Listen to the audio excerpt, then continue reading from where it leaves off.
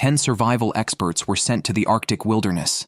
The last one standing wins $500,000, with only 10 specific tools allowed. They face loneliness and harsh conditions while guarding against attacks from black bears and wolves. This season's environment remains challenging, with plentiful game. Introducing the first contestant, Alan. On the surface, he's a high school teacher, but he's also an experienced hunter with countless trophies, most taken with his skilled archery, except one by firearm. His third notable skill is fishing. He can turn any material into bait. Setting traps and tracking prey are his basic survival skills. His clear goal is the prize money. Once dropped off, he immediately made bait from a spruce branch with about 50% water content, creating a slow sinking effect.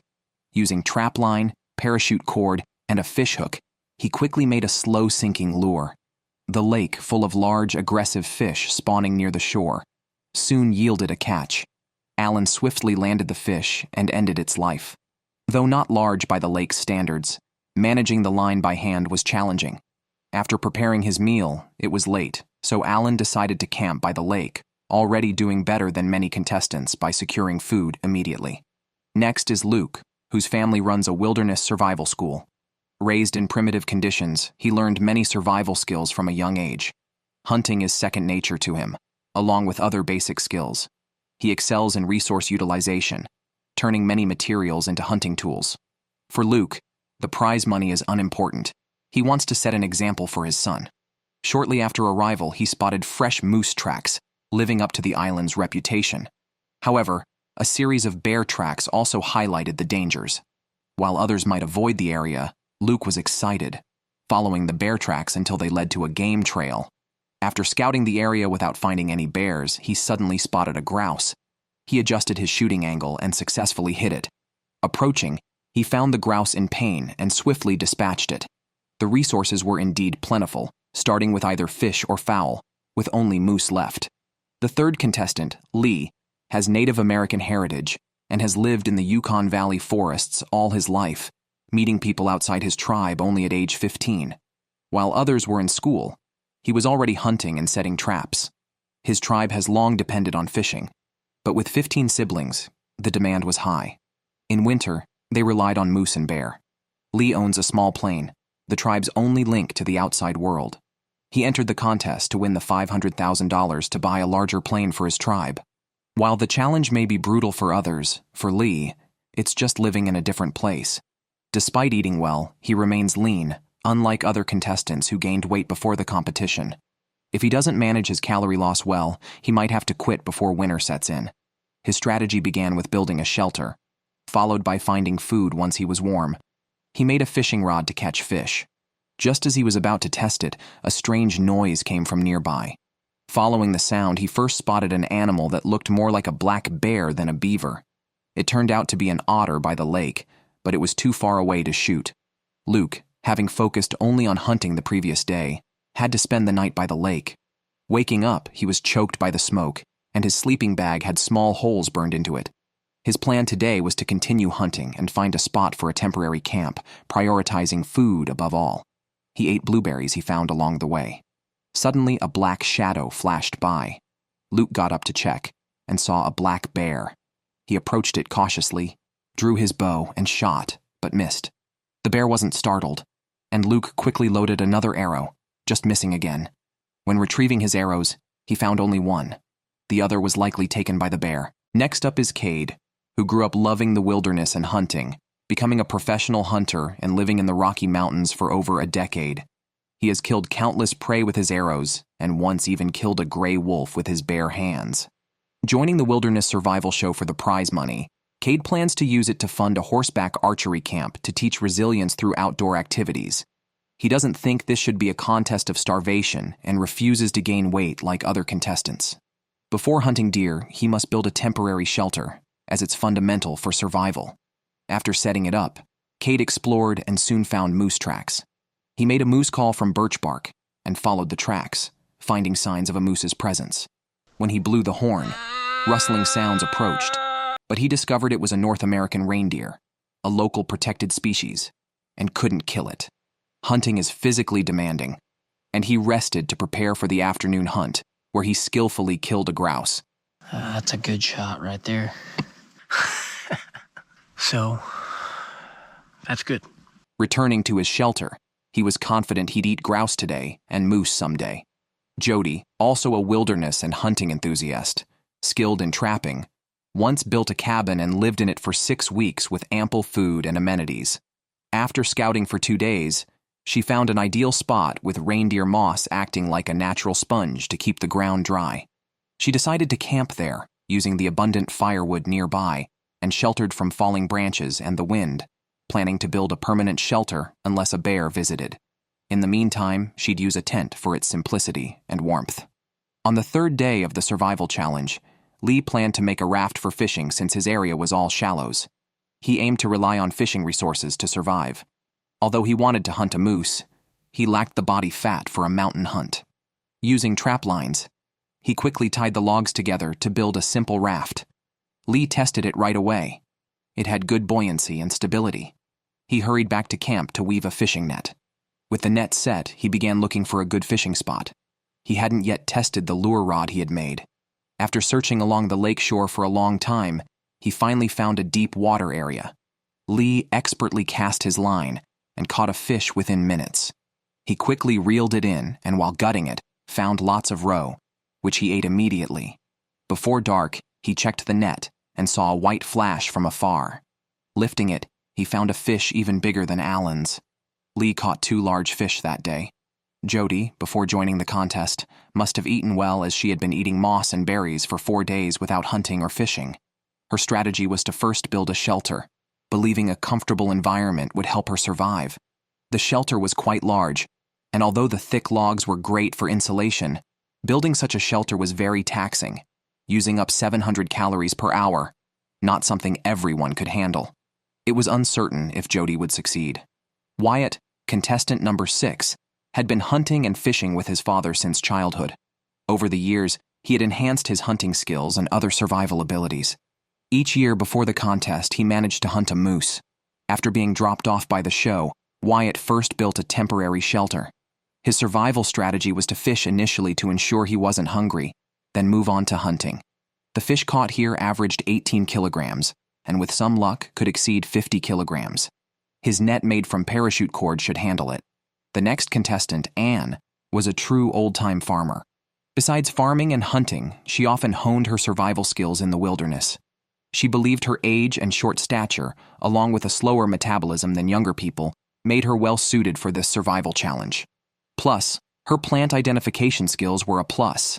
She wanted to win the prize money to secure her later years. After setting up a temporary shelter, she started hunting. Anne, with her bow and arrow, found plenty of vegetation and high-starch plants in the woods. She also discovered several piles of black bear feces. Before winter, black bears eat a lot. Anne believed that if she stayed long enough in the woods, she would eventually encounter one. At night, she made a pot of mushroom soup to prepare for the next day's hunting. The next contestant, Melanie, was considered the most beautiful contestant in the wilderness survival history. In her youth, she was a successful model. But as age took its toll and her figure changed, she moved behind the scenes. Her interest in the wilderness grew, and she often practiced survival skills outdoors. She was adept at hunting, fishing, and finding food, and even knew some very primitive survival skills. Her goal in the competition was the prize money. Today is Melanie's 3rd day in the competition. She started by building a permanent shelter. The framework of the shelter is now complete. Considering her height of 1.8 meters, Melanie specifically raised the shelter's height. This caused the waterproof tarp to fall short. She had to extend the walls using moss and logs, which not only looks good, but is also very warm. However, the construction process was a bit troublesome. Mikey, contestant number 9, is a highly skilled carpenter who can build with any materials. He grew up without water or electricity and is adept at hunting and fishing. His daily life is like surviving in the wild, as if he was prepared for this challenge. He has 5 children, and unfortunately, his youngest son has autism. Mikey urgently needs the prize money for his son's treatment, so he is determined to win at all costs. Besides building shelters, the biggest gain these days has been a mosquito. Today, they must go out to find food. After wandering in the woods for hours, not only did they return empty-handed, but they also got lost. Contestants are not allowed to carry compasses. The only way to find direction is to locate the coastline. Just as Mikey was about to collapse from exhaustion, he finally found the coastline. Wyatt wasn't idle after setting up his fishing net. He also made a fishing rod during his spare time. Unfortunately, after 2 days of fishing, he caught nothing and had to rely on his fishing net. Upon checking, there was nothing in the net, so he went fishing again with his rod. Wyatt, holding his magical rod and muttering spells, summoned wind and rain, but no big fish. Helpless, he had to shelter in his hut from the rain, enduring a long and cold night. The next morning, Wyatt hurried to dry his sleeping bag and check if the fishing net was still intact. Luckily, not only was the net not blown away, but it also had a barracuda on it, enough to feed Wyatt for a week. Wyatt, who had been eating wild vegetables and berries, caught a dogtooth tuna. Happy dance, yeah, yeah, yeah, yeah, yeah. Oh, pike! I can do this. And I know now. That is a piece of heaven right there. Oh. The last contestant, Taz, grew up in a small fishing village in Brazil without water or electricity, living off hunting and fishing. His survival skills are well honed, especially in tracking large animals. His primary target is a moose. Today is his 7th day in the competition. He intended to weave a fishing net peacefully, but the nearby squirrels kept teasing him. Taz approached under a squirrel, successfully knocked it down, but realized that more food was needed for long-term survival. To catch more in deeper waters, Taz decided to build a canoe. He used spruce trunks for the frame and finer branches for the ribs. Taz worked from day until 11 p.m., and the canoe's outline was finally taking shape.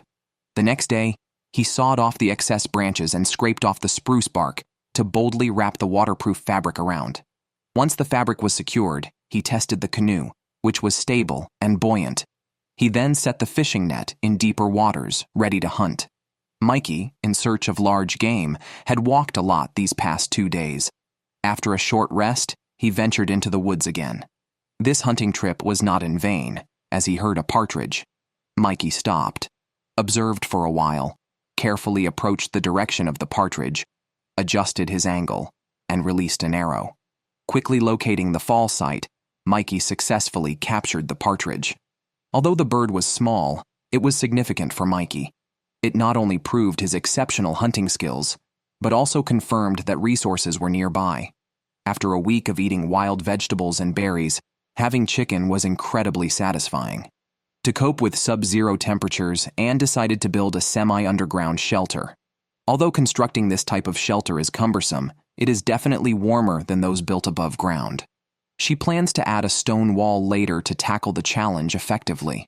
After constructing the basic framework with logs, Anne began to gather moss to fill in the gaps. Surprisingly, she found some fresh moose droppings along the way, suggesting the animal might be nearby. Cade, who had found a moose in the first 2 days, improved his shelter, and then went out with his bow and arrows to hunt for moose again. Hunting is physically demanding. The partridge he caught earlier wasn't enough. Desperately needing more food, he lost his quiver 2 hours later, which made him extremely frustrated. He hurried back the same way to look for it, but couldn't find it after several hours. Returning to his shelter, he was full of annoyance and self-blame and considered quitting the competition. Jody built a large house to withstand the harsh Arctic cold and to prevent wild animal attacks. She believed that only by satisfying these 2 conditions could she fully engage in hunting. So, despite surviving on boiled water and berries for 8 days, she did not compromise on materials and craftsmanship, aiming for a structurally sound and aesthetically symmetrical luxury wilderness mansion. Taz's survival strategy is the exact opposite, focusing entirely on hunting and fishing. He caught a squirrel yesterday and a large trout today. Since food was not scarce, he decided to smoke the trout to preserve it. Intending to heat it up the next morning, he accidentally set the smoking rack on fire. After extinguishing the fire with water from the lake, the smoked fish had turned to charcoal. Compared to Taz, Mikey was less fortunate.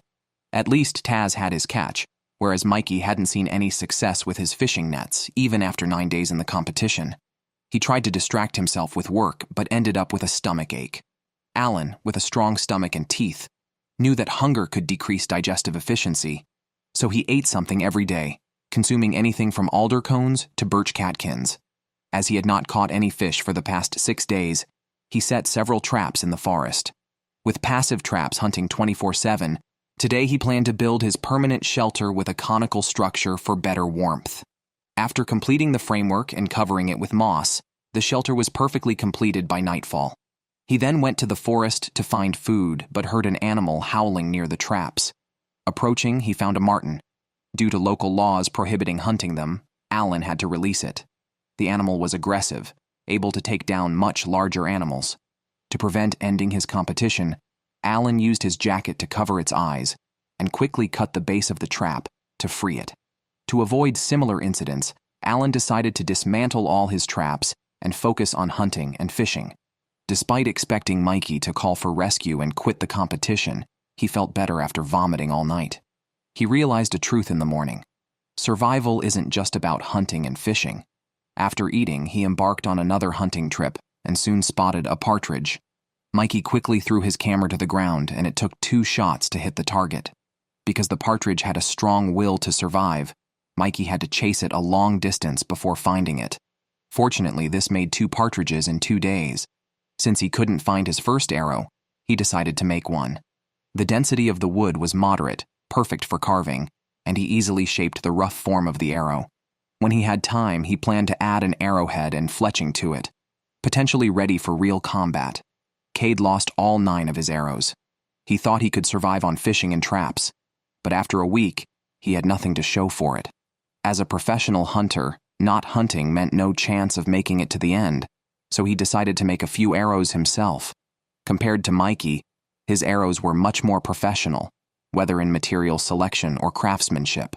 He used fishing line for the tail and trap wire in place of a blunt arrowhead. Although not as good as factory-made arrows, they were still sufficient for hunting partridge. Cade hung a piece of bark as a target in the distance, then shot his bow and hit the mark precisely. It looked like the hunting expert was back in action. Luke hadn't been seen for a while, but he seemed to be thriving with an endless supply of smoked fish and lots of berry cakes. Considering his current shelter wouldn't withstand the winter, he decided to build a more advanced one. He chose a location away from the lake to avoid wind and ensure good ventilation. To build this semi-underground shelter, he modified a shovel into a long-handle version, which made digging not only efficient, but also less strenuous. He quickly dug a deep hole and used sawed tree segments as vertical beams. With the horizontal beams in place, the basic shape of the shelter was set. Today marked Cade's 16th day in the competition. Although the arrows he made yesterday were usable, they were still not ideal for larger animals. Just as he was upgrading to the 3rd version, he heard an animal's call outside. Luckily, a partridge offered itself right to his doorstep. Cade's professional skills shone through as he successfully took it down. Yes! Even without his quiver. To prevent a bear attack drawn by the smell, Cade built a new kitchen by the lake. Soon, he was eating stewed partridge meat. After eating the meat, he preferred drinking raw water by the lake rather than soup. When he returned to the kitchen, he was bewildered by the smoke as if a fire had burned the mountain. Just yesterday, he thought the bucket he found was useless, but today it proved invaluable. After several hours of frantic activity, Cade finally prevented a fire from ending the show. With such a painful lesson behind him, he immediately moved the kitchen to the lakeside. Finally, Lee made an appearance. Although his shelter was also luxurious, his meals were not as good. While others ate partridge or fish, he was drinking bitter bark and berry soup. Although the vitamins were many times that of beef, the lack of protein was a problem. Lee tried various fishing methods, but every time came back empty-handed. Building such a large wooden house was unwise given his severe lack of food, so he could only work for 5 minutes and rest for 2 hours. With the local berries exhausted, if he couldn't find food soon, Lee would be close to quitting. Anne isn't solely focused on infrastructure because she knows there's a moose nearby. She often roams the woods with her bow and arrows, and she recently scared off a grouse. After some tracking, Anne was able to approach the grouse. She adjusted her stance, drew her bow, and shot an arrow. All the contestants this season are very accurate, and no one has missed so far. Anne hurried back to camp to start cooking. It wasn't easy, but she managed to get the meat into the stew pot. Suddenly, she saw a moose by the light, but it was too far away for her to reach, so she could only watch it slip away. Lee finally finished his cabin. During a break, he rushed to the lake to fish, but only found shallow waters and returned empty-handed. With no other options, he continued to improve his cabin. He collected moss nearby, used it to cover the roof, then placed a waterproof sheet over it, and finally installed a burglar-proof door. The first luxury wilderness cabin of the season was completed. However, when he relaxed in his cabin, he couldn't sleep due to hunger and tinnitus. By day 18, Lee went fishing early, but caught nothing, not even in his hoped-for gill net. Looking at his gaunt reflection, Lee's mental defenses collapsed, and after much thought, he called to quit the competition. Despite being a lifelong fisherman, he failed in what he was best at. Lasting 18 days was already impressive, especially since he hadn't gained weight before the competition. Cade was determined to hunt a moose. Although he had eaten plenty of grouse, his weight loss was evident. He ate whatever he could find, including fresh bear droppings because they indicated a bear was nearby. He made arrowheads from soda cans, sharpened them meticulously, and then attached feathers for stability. He declared the start of bear hunting mode. Luke, the strongest current contestant, built a shelter in just 2 days, unlike others who took half a month. His ample fish supply helped. While fishing, Luke rapped, having caught 16 fish so far. His kitchen was filled with smoked fish, and he needed to smoke these 2 as well. After processing the fish, he began building a fireplace. He made a hole in the wall, inserted some slabs, which not only prevented collapse but also reflected heat inside. He immediately enjoyed the warmth, feeling no cold even in a t-shirt at near zero temperatures. Wyatt, another strong contestant, quickly built a permanent shelter. When casting his net, he saw a group of otters nearby, indicating plenty of fish. He decided to fish there, testing his faux bait at a spot near the kitchen. Despite trying different positions, no fish bit until he changed spots, immediately catching a large trout. He quickly put it in a small pond to keep fishing while the school was still around. Soon he caught another, even larger trout. Due to the late hour, he decided to store the fish in the pond and process them the next morning. Returning to the shelter, the more he thought about it, the more it seemed wrong to him. Isn't this just feeding the black bears? In the morning, Wyatt went straight to the fish pond, and as he had guessed, nothing was left. That was a week's worth of food. After calming down, he was about to continue fishing when a small mink walked by, strutting along. Wyatt took out his lure rod and started a new round of fishing. It wasn't long before he had a bite.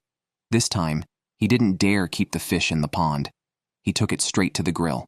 Starvation turned into a gourmet food show, and a few bites of fish instantly replenished his energy. It was delicious. By day 19, Anne had been tracking moose, but ended up feeling dizzy and nauseous, almost fainting. She suspected it was a sign of her heart condition recurring. Once back at camp, she sat down for a long time, but her dizziness did not subside. After much thought, she made the call to quit the competition. Despite her reluctance, she had to consider her health, especially at the age of 56. Her perseverance and courage are still commendable. Taz built a smokehouse, and after breakfast, he looked forward to checking his net. From how quickly he took off his pants, there must have been a fish struggling in the water. Taz grabbed the fish by the neck, brought it up, and quickly sliced it to hang over the fire. To prevent theft, he stayed by the smokehouse door, but he neglected the shelter 100 meters away. Earlier, Taz had set some traps and decided to check his catch while noticing many squirrel tracks, feeling confident about today's trap results. As expected, he caught a squirrel and cleaned it by the lake to avoid attracting black bears. He intended to make a pot of squirrel and fish stew to nourish himself, but when he returned to the shelter, he was shocked to find half a trout missing and grouse feathers scattered everywhere. Taz quickly grabbed his bow and started tracking, but the thief had long gone. He still had enough food for 10 days, but needed a way to protect it. He found several nearby trees, stripped their bark, and made a ladder to cut off the treetops, making it impossible for black bears to climb. He also needed to make a wooden box to prevent aerial attacks. Today, Cade finally made a new discovery while patrolling the mountain. He found a bear trail and many uneaten berries nearby.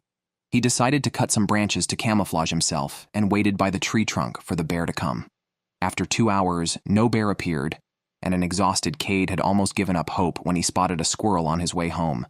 Carefully, he approached the squirrel and successfully knocked it down. Unfortunately, the squirrel got stuck in a tree. Thirsty and hungry, Cade was not willing to give up and decided to climb the tree despite the risk of falling. He ate some blueberries to gain strength before climbing, but neglected the fact that the squirrel might still be alive.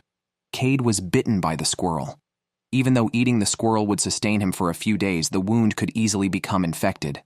Alan noticed the dropping temperature and specially made a spiked net to increase his fish catch. Aware that fishing becomes particularly difficult in winter, he aimed to catch and store more now. Additionally, his shelter was missing a door, which he needed to complete soon. The usual wind and rain weren't major issues. After making the outer layer of the wooden door with branches, Alan gathered a bunch of moss, an excellent insulation material that blocks both rain and air. With the winter preparations ready, he could now focus on securing food. Mikey, hardly noticeable except for eating a few grouse early on, hadn't been seen on camera for about 10 days. He spent all his energy on his house, which he finally completed today with pine branches and moss inside and out. By day 20 of the survival challenge, Luke's hiccup condition hadn't improved. Last night, while in his sleeping bag, he attempted to pass gas but ended up with diarrhea. Particularly problematic as he was naked at the time. He had planned to catch up on sleep at the lakeside shelter, but felt severe stomach turmoil. Realizing it wasn't food poisoning but likely a parasitic infection from unboiled water, he considered quitting the challenge. Just as he was about to use his phone to withdraw, he spotted a black bear nearby. His illness momentarily forgotten, Luke missed his shot due to the distance and realized too late that it was a mother bear with her cub. He was relieved his arrows missed. Shooting one could have led to legal consequences. Thus, Luke could safely withdraw from the challenge. Despite the resources and shelter, Luke was one of the most promising contestants. Others hunted deer or cattle, but Jody, who continuously worked on her cabin, survived 20 days on moss and berries, now savoring even tree bark. Her cabin was nearly complete with a moss-filled roof and waterproof tarp, ready for food gathering.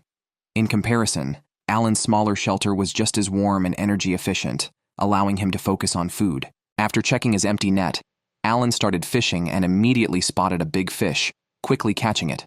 Other contestants would have gone home to cook, but Alan, sensing more fish, stayed. Soon, he hooked a third and several more, thrilled by his success. Had it not been for the late hour and his exhaustion, Alan would have aimed to become a fishing champion in the survival realm. Since starting, he had lost 30 pounds but could now stabilize his weight. Melanie, only seen on the third day, was still alive. Sensing winter's approach, she decided to build a shelter by her home to store food and firewood, similar yet larger and more elaborate than Taz's. She filled the gaps with moss and covered the top with a layer to prevent rain and snow, ensuring no issues with storing firewood. However, storing food was more challenging as she had been surviving on berries and bark. Recently, she made a fly bait from some clothing, hoping for luck in fishing. Surprisingly, she caught a fish on her first attempt, which took the makeshift bait. Melanie wouldn't miss out on such great fishing conditions. She quickly pulled out her gear and removed a fish hook. Then she tied a pink underwear to it as a new lure, which proved to be more enticing. It didn't take long before a fish was hooked. Unfortunately, she didn't continue fishing even with such favorable conditions. After eating berries and bark stew for so many days, her desperate hunger was understandable. She hoped to store some food soon. As snowflakes fell from the sky, a new mode was unlocked in this season's wilderness solo living. Jody was glad she had fixed the roof on time. The cabin was well built and very warm inside despite the snow outside. Her only discomfort was the lack of food. She could only go to the lake to get some water to boil for tea. As the temperature rose, the snow quickly melted. Jody decided to finish the final steps for her hut. She used trapline to tie the sticks together and packed the gaps tightly with moss. A sturdy anti-theft door was completed, and she installed it despite her exhaustion. The long-awaited cabin was finally finished. On day 22 of the survival challenge, Taz checked his fishing net early in the morning, only to find it had been blown away by the wind. He quickly checked underwater but couldn't see anything due to the murky water.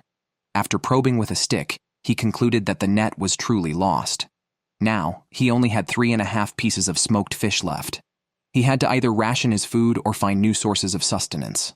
Although Jody had endured another day, her despair was evident. Her body desperately craved protein. So far, she had lost 24 kilograms. During the moss stuffing, she thought a lot and realized she was building her own prison. She ultimately decided to let go and quit the challenge, despite really wanting to win the $500,000 prize. Her body just couldn't take it anymore. Honestly, her challenge wasn't very exciting. It was all about building a cabin. However, her perseverance was admirable. After eating berries and bark for 22 days and still managing to build such a luxurious cabin, who else could do that? From the start, Cade only wanted to eat moose and bear. Although he had eaten a few squirrels and grouse, his weight had still dropped by over 10%. He had planned to cut off his excess belt and stew a pot of pine needle and mushroom soup to nourish his body. Unfortunately, the leather belt tasted like a rotten shoe sole, and he had to rely on the little oil in the soup. After breakfast, Cade continued to go out bear hunting. He could confirm that there had indeed been a bear at the spot he watched the previous 2 days. However, his body was severely malnourished, unsuitable for long travels or prolonged watching. Even after eating all the berries along the way, he still experienced dizziness. Thankfully, the trip wasn't in vain as he discovered fresh droppings, confirming his suspicion. Wyatt was also a professional hunter before the competition, hunting a moose or black bear each year. After entering the competition, however, he focused on fishing. Honestly, one couldn't blame him for not sticking to hunting, given the abundance and size of fish in his area. With a homemade fishing rod and lure, his days were quite comfortable. It didn't take long before he hooked a fish with his specially prepared lure, which seemed even larger than the previous one. I don't know how many fish that is on the Gold Hellfire now. We got something. Oh, no, no, no. After a long struggle, the fish got away. Wyatt was frustrated not because he lost a big fish, but because his bait was taken. The rules allowed each contestant only 25 hooks, and he had lost several during the incident. Now he was left with only 2 triple-barbed hooks. Making a similar lure was not difficult, but it was a pity to miss such great fishing conditions. Just as Mikey was worrying about his lack of protein, mice nearby suddenly began to invade his home. So, he decided to build a 4-character trap specifically designed for capturing mice. After setting up the trigger mechanism, he went to the lakeside, found 2 slabs of stone, assembled them, and set the bait. All he had to do then was wait for the mice to take the bait. After a night of waiting, there indeed was a mouse lying on the stone slab. Although the amount of meat was not enough to fill the gaps between his teeth, it was certainly better than eating tree bark out of hunger. Some time ago, he had found a broken wooden box, which was perfect for this delicate task. After processing the mouse, Mikey cooked it over the fire, making roasted mouse. After eating the meat, he was still not satisfied, and made a specimen out of the skin. Placed in the shelter, it not only served as a warning to other mice, but could also be used to make soup when there was nothing else to eat. Wyatt had already prepared new bait to prevent the line from being cut by a big fish. He even tied a metal leader to it. He thought this would conquer the water area, but unexpectedly encountered a big fish. After a tough fight, the fish bit the fake bait and broke the main line, not the leader, leaving Wyatt's spirits utterly deflated. Now, he only had 1 small treble hook left. On the 23rd day of the survival challenge, Cade felt dizzy while hunting as he had been trying to stay hydrated for the past 2 days. Knowing his body was reaching its limits, he still did not want to stop bear hunting. Fortunately, he found fresh bear droppings and some wild berries, which he ate immediately. However, when he put the berries in his mouth, he suddenly blacked out and woke up 57 minutes later, overwhelmed by frustration and weakness. He realized he was pushing his body too far, but did not want to leave or give up, nor did he want to make an emergency call, though reality was harsh. Today, on Wyatt's 24th day in the competition, he came early to check the gill net. Initially, he thought the net was tangled into a mess, but when he lifted it, he found a fish weighing about 5 pounds. Although he secured some food, the net had several large holes. He returned to camp and started making a new net. Before the competition, he had planned to rely on hunting but found the area was abundant in fish. Soon, the new net was placed in the water. During the waiting period, Wyatt stayed busy collecting fallen dead trees, which not only helped in cooking and staying warm, but also prepared him for the upcoming winter. On the 25th day, Taz rewove a gill net using parachute cord, as fish were crucial for survival in the wilderness. He then made a moose call from birch bark. He still had some partridge and trout in stock, which, although not raided by other animals, had partly spoiled due to insufficient smoking time. After checking his food supplies, he lowered the new net into the water and secured it to a stone to prevent it from being washed away. A few hours later, he was disappointed to find nothing on it. It seemed he had to rely on his excellent hunting skills. Walking through the area, he suddenly heard a noise and quickly shot an arrow, which missed due to the distance. Approaching closer, he shot a second arrow. The competition rules allowed each contestant only 9 arrows, so he needed to retrieve them. To his surprise, not only did he recover the arrows, but the partridge he had missed earlier had not gone far. Taz successfully took it down and secured a beautiful spruce grouse. On his way back, he encountered a second grouse and hit it precisely with another arrow, showcasing his exceptional hunting skills. Next contestant, Melanie, has rarely been seen eating since the start of the competition. To avoid accidentally consuming ash while eating grass, she built 2 wooden walls for her kitchen using sticks. As the only remaining female contestant this season, her perseverance and endurance are admirable. She has gone over 20 days without fishing or hunting, relying solely on grass and berries to sustain herself. To extend her survival, she collected a lot of reindeer moss. Although it provides some carbohydrates, it can cause stomach cramps and diarrhea if not processed properly. She boiled the moss twice and laid it out to dry, creating a food reserve. After finishing these tasks, she decided to venture deeper into the forest, spending half a day only to collect mushrooms and berries. After a 3-kilometer journey, she found a patch of blueberries, which did not compensate for the energy expended. At this rate, it's likely she will soon withdraw from the competition. By day 26 at 3 a.m., Mikey, suffering from a lack of protein for a long time, experienced a sharp decrease in tryptophan levels, causing severe insomnia. To alleviate this, he decided to focus solely on obtaining food after getting up. Despite spending half a day in the forest, he found no protein-rich food, but did collect a bag of berries. Fortunately, his luck wasn't all bad. On his way home, he found a broken wooden box with nails, which are precious for building a shelter door. Combined with previously collected plastic sheets by the lake, the door he made was not only strong but also attractive.